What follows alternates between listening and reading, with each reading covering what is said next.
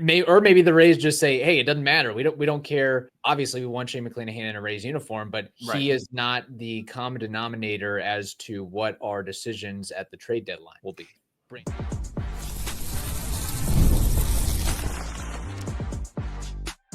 You are Locked On Rays, your daily Tampa Bay Rays podcast, part of the Locked On Podcast Network, your team every day. Welcome into Locked On Rays, your daily podcast covering everything Tampa Bay Rays, from game analysis to player interviews. We've got you covered with all the latest news and insights. My name is Captain Weiss. I'm Ulises Sambrano. Bringing you expert analysis and passionate discussions about our beloved Rays. We're here to break down every play, every trade, and every milestone. In fact, this is our 7th season covering the Rays daily. So grab your favorite Rays gear and settle in as we discuss the injury bug with the Rays. Setbacks, perhaps, with Shane McClanahan and Brandon Lowe. And then we also have some trade banter, as well as the rumor mongering is heating up among the masses. Yes, it does. But first, we just like to say thank you, guys, to all of you who continuously hit that like button, who subscribe to the channel, and who leave comments on the videos. It's a difficult, very difficult task to beat the YouTube algorithm. And you all, by doing those simple things, help us a lot. So we just want to say thank you for that. Yeah. And we also found out in the case of Shane McClanahan, it's tough to come back from an arm injury when you're a pitcher, as things aren't great, Bob, evidently, with McClanahan. And we shouldn't be chomping at the bit to see him in a Rays uniform anytime soon. I think it seems like Kevin Cash and company are slow playing the McClanahan return because he might not be all there. So to what you are describing, he did have a rough outing the other day. Through 27 pitches, only recorded 2 outs. His fastball velocity was down 2 to 3 miles per hour, which obviously raises flags on a guy that hasn't pitched since 2023. Nerve injury to start the season. So obviously everybody was talking about a setback. They kind of just moved his next start and his bullpen a day. So they're going to give him an extra day of rest, and he'll start on Thursday for AAA and a bullpen session on Monday. Hopefully that was it. And that's the big setback, is just the 1 day. But obviously it makes you worried that your ace has any more setbacks. But yeah, hopefully, like we talked with Evan, when he comes back, he's going to be a guy that can give you 4 to 5 innings and provide that ace type level stuff on the mound. Are you still under the impression that he will be returning in August sometime? I think at least the earliest I see him is August 10th, August 15th. That's mid-August. So he's got 3 to 4 weeks. 3.5 weeks to. I think so. I think you shouldn't rush this. Yeah. At all. And I know a lot of people are, they want to see Shane. Who doesn't want to see Shane? Even non-Rays fans, they might want to see Shane as well. But I feel like it would be. But now I'm kind of debating on it, rather with thinking about it with you, because are you a better team without Shane and giving the ball to somebody else, or is Shane McClanahan at 3 or 4 innings better for you? I don't know. There's also that emotional aspect of it that is not in FanGraphs, that is not in StatCast, and not on Baseball Reference, of we have our guy back. Yeah. Our big guy is back. We're gonna go for it. Like, there's also that emotional aspect of it that could be very beneficial. I don't know. I would go the safe route. That's just the type of person that I am. I think the Rays would do that as well, but maybe I would say mid-August. Yeah, I just wonder how this impacts at all their trade considerations, because my thought is some of the line of thinking is that, we get Shane McClanahan back sooner than later. We have Joe Boyle. Maybe that gives us an opportunity to unseat one of the existing Rays starters and, get something else that helps us for the present or the future. But with the uncertainty of Shane McClanahan and how effective he will be, who knows? And, maybe the Rays just say, hey, it doesn't matter. We don't care. Obviously, we want Shane McClanahan in a Rays uniform, but he is not the common denominator as to what our decisions at the trade deadline will be. Same thing with Brandon Lowe, too, who is still dealing with plantar fasciitis and another flare-up. So that's not good. Two prominent players may not be with the roster as soon as we expected.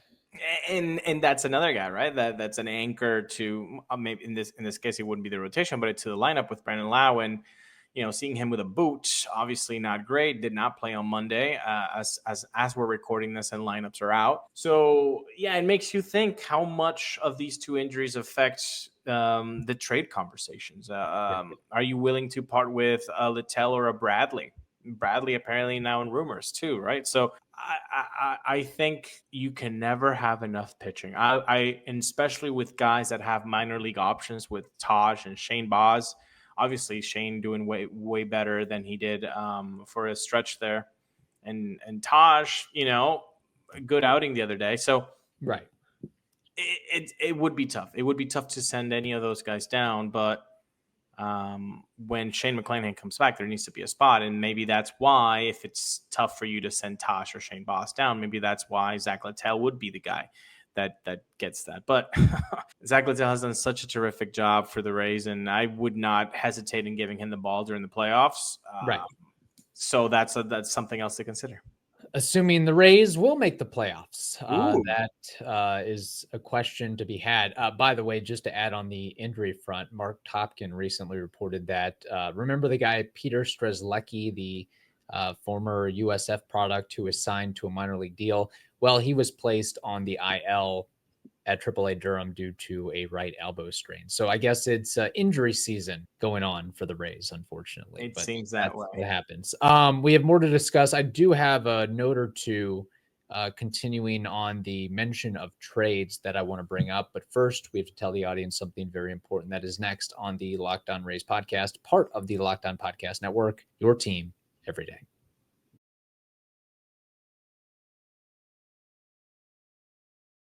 Summer sports are in full swing, and whether you're all about baseball under the lights, golf on the green like Kevin, or high-stakes soccer action like myself, FanDuel is the best way to make every game even more exciting. If you're watching this podcast, you're following the action already, so why not make a little bit more thrilling and throw a little bit of that green Skittles on the games? We've been using FanDuel a lot, mate, with the 6 really good weeks of Rays baseball. Maybe you feel a little bit of a vibe there and put some green Skittles on the Rays to win the World Series. And guess what? If you're new to FanDuel, new customers can bet just $5 and get $150 in bonus bets if your first bet wins. So again, open the FanDuel app. First bet, $5, get $150 in bonus bets if your first bet wins. Open the FanDuel app today or visit FanDuel.com to get started.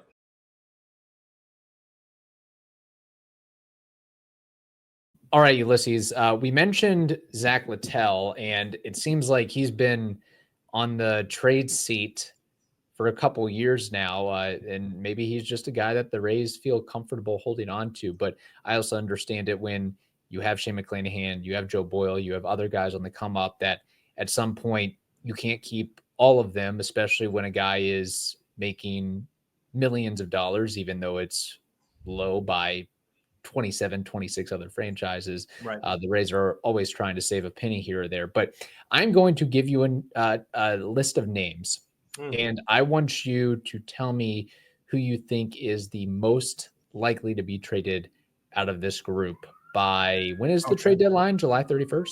I believe so. Okay, July 31st.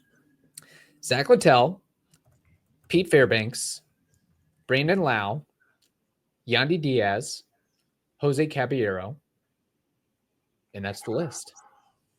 One more time with the list. Zack Littell, Pete Fairbanks, Brandon Lowe, Yandy Diaz, Jose Caballero.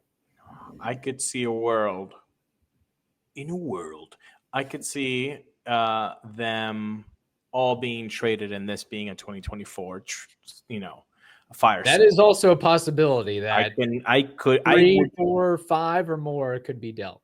could I could see that happen. However, that's why when we were talking with Evan on Friday, we stressed these 9 games are so important. You started off the right way with Baltimore. You needed to win that series. Guess what? Now with the White Sox, you need to win this series. You have to win. I'm not calling for a sweep here, but you have to win the series against the White Sox. And then the butts. Exactly. And then the Reds and Cincinnati. I know it's going to be difficult, but guess what? I like Junior Caballero in that ballpark. That should be a fun experience there. So these 9 games, you started 2-1. We don't know the results of Monday evening's game. Hopefully the Rays won. But for the record, can I just point out a couple of things with the White Sox? They are 35-65 as of Monday, which actually is better than what they were in 2024. They were 41 and under 21.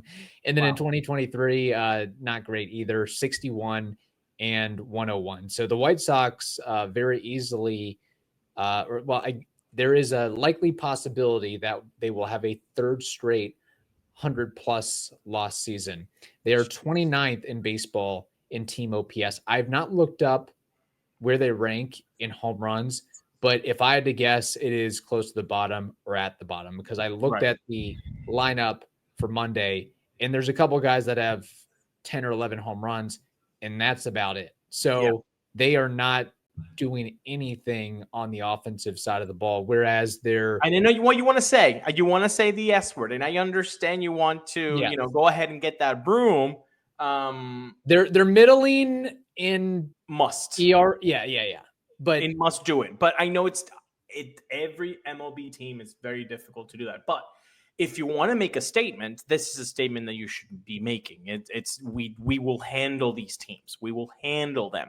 Unlike you didn't in 2024 when the White Sox won, 4 of 6, and they swept you in Chicago. That team swept you. So the Rays in 2024 were just not about it.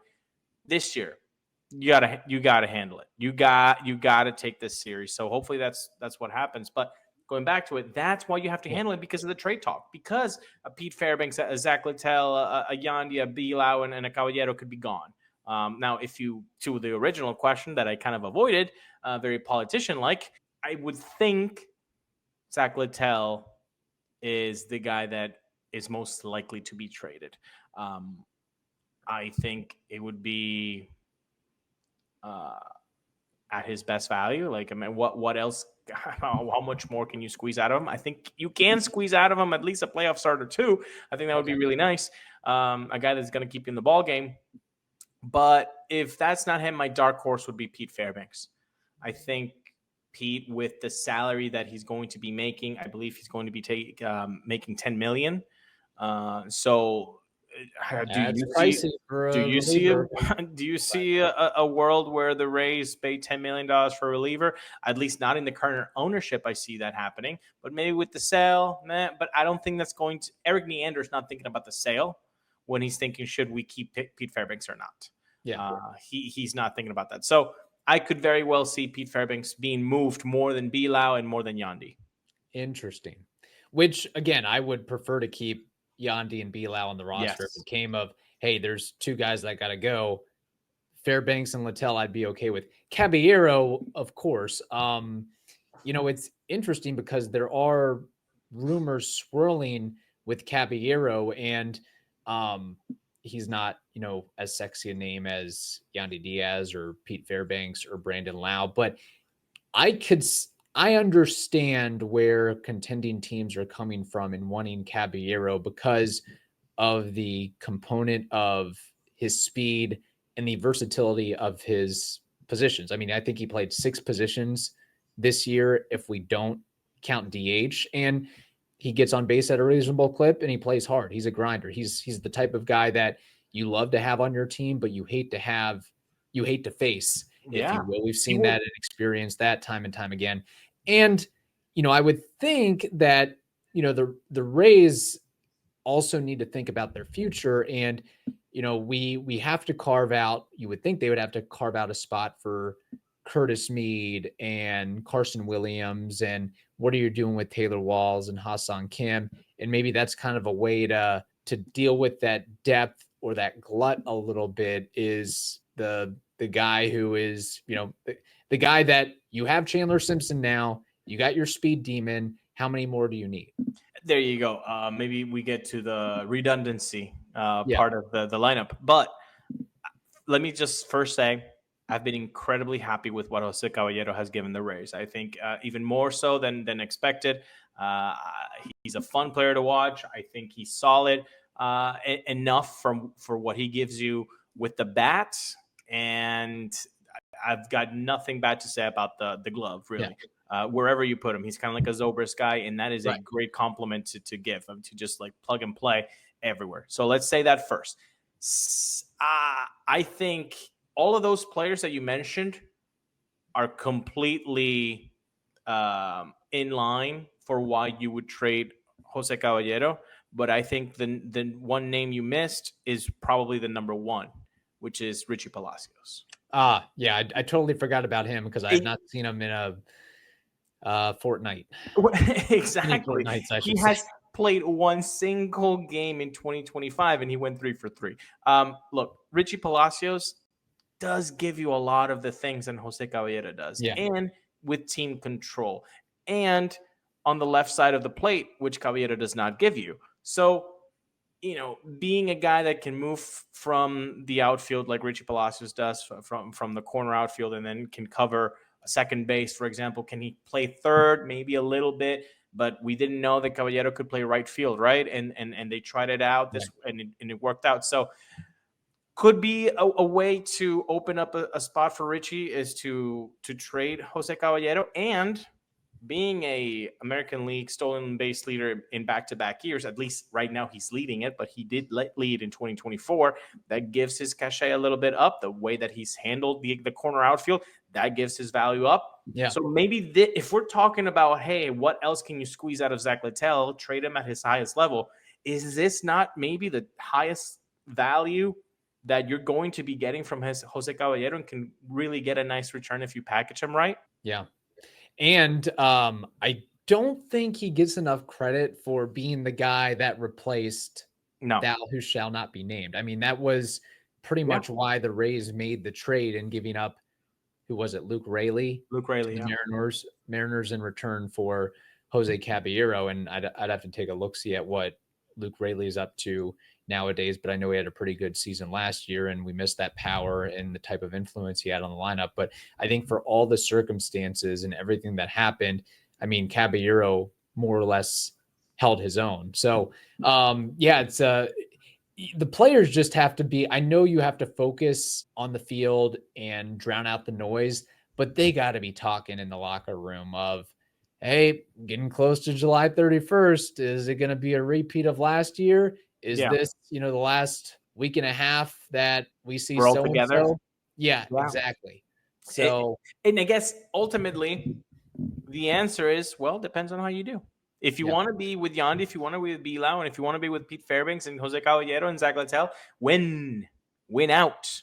Show Neander and company that you're in this thing. And you're technically in it. A game and a half, 2 games from the wild card last spot, you're in it. And guess what? If you're 6 games from the division with 60 more games to play, you're in this thing. Yeah. But you have to make a decision. So you really have to look like you are a team that it's not only like, could we squeeze in, but you also have to, besides can you squeeze in, but if you squeeze in, are you a type of team that can give trouble to others during the playoffs? Do you feel confident about what you can do with that team in the playoffs? That's something that they also have to take into account. And maybe there's something else you need to take into account, and that could be OpenPhone, which we will talk about right now before we get back to Locked On Rays podcast, your team every day. All right. Did you know that if you're running a business, that every missed call is money left on the table. Think about the last time you had a service emergency, like a burst pipe. If the first plumber didn't answer, did you wait? Nope, you didn't. You went ahead and called the next one. That's why having a reliable business line is so important. And that's also why you need OpenPhone. OpenPhone is the #1 business phone system that helps you streamline and scale customer communication, all from an app on your phone or computer. Your whole team can share one number and respond to customers like a shared inbox. No more, who's handling this call? Also, there's an AI agent who handles after-hour calls, answers common questions, and captures leads, so you'll never miss a customer again. And here's the cool thing. They are offering Locked On Rays listeners 20% off your first 6 months at openphone.com/lockedonmlb. That's openphone.com/lockedonmlb. Open Phone. No missed calls, no missed customers. I know it's a little off topic and it happened a couple days ago, but I think we should acknowledge we didn't have time to do it on Monday's program, but we saw Alex Jackson in an Orioles uniform, and we saw Charlie Morton in an Orioles uniform. And ironically, Alex Jackson, believe it or not, hit a home run and contributed offensively. And then Charlie Morton, who was beloved by Rays fans, fellow players, and staff, he's had a rough go of it this year at age 41 and being signed to a 1-year, $15 million deal. This, I mean, if I had to guess, this might be his swan song. I don't know if he's going to continue after this. 18 years of major league action for Charlie Morton, and how I wish we, got to see him in a Rays uniform for a full year in 2020 or another year in 2021, because again, he is not the same player that he was a half dozen years ago, but man, he really went on a roll when he went to the Braves from 2021 to 2024. And then the Braves, they scoop him up, still have prime years of him, and then they get rid of him at the perfect time. And he goes to the Baltimore Orioles and struggles. So that's just how it goes with some of these older players. You just do not know when the other shoe's going to drop and the guy's going to struggle and not be the same player that he had been, several years and years and years before. What's the refrain is Father Time is undefeated, right? So happens to all of us, happens to all athletes. I'll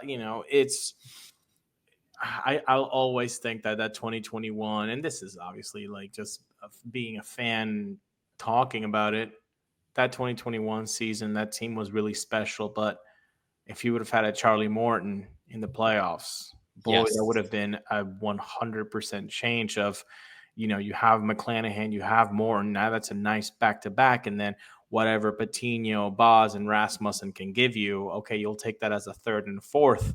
But yeah, Charlie Morton definitely was a missing piece, a missing link in that 2021 playoff run, man. Yeah, and that was his best year with the Braves. 185 innings, 3.34 ERA, and he's a guy who's already won 2 World Series rings. So that he could have been the missing link or the missing piece for all of that. And I would have, opened up a blank check for him, but I also understand it based on what happened in 2020. But I just wanted to bring those up as an aside that, it's an interesting time with the Orioles right now. I'm totally shocked. I would have thought that they would do what they needed to do to be successful and to be contenders based on all the momentum and young talent that they have. But they dropped the bag, evidently. And now it's up to the Blue Jays, the Yankees, the Red Sox, and the Rays to make something happen, because we're all fighting for that spot and fighting for wild cards.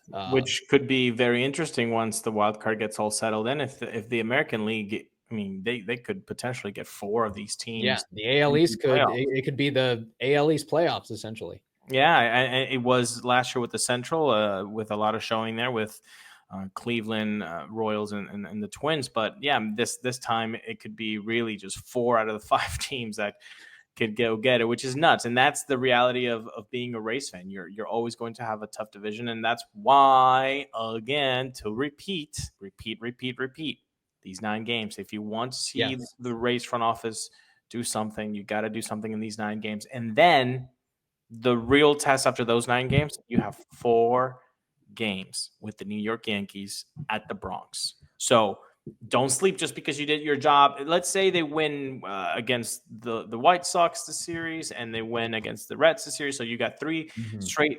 You still have to ultimately put the gauntlet down against the Yankees. Like, do a good showing, and a good showing is split or win at the Bronx, which is never easy. Right. Yeah, I'm just not too confident that the Rays are going to be significant adders at the deadline, where, again, as of this recording on Monday evening, 6.5 games back. I think the Rays really value and cherish the opportunity to win an AL East crown so they can get that bye. Yeah. You know, I think that is a big marker and a difference maker. So I don't know. It's big 9 games. That's all. Yeah. That's all I'll say, because you look at it from an outsider's point of view, and you say, well, you're 4th in the division, and you have some work to do. I mean, it's not like you can win, but the Red Sox and Yankees and Blue Jays can also win simultaneously. So there is ground that you have to make up, and you have to beat up and take advantage of the lesser teams. Which, again, you wish you would have swept the Orioles. You can't, say that you're going to sweep every single series, but that was theoretically a situation where it could have happened. But yep, it's time. This is trade deadline rumor season. So every day, I'm sure there's going to be a new thing that comes out on a particular Rays player or the team as it is. So buckle up and put in the comments who you think is most likely to be traded and maybe least likely to be traded on the Rays roster. On that note, thank you for making sure that you are subscribed to Locked On Rays. That way you don't miss any of the great Rays content that we've got for you. That also includes the Rays postcast with Jonathan Shields. Say that 1 time fast. Jonathan Shields. He is live immediately after the final out of every game. You get 2 shows for the price of 1. Him and then us. And of course, those are free. So we all hope you have a wonderful day. Stay safe, and we will talk to you later.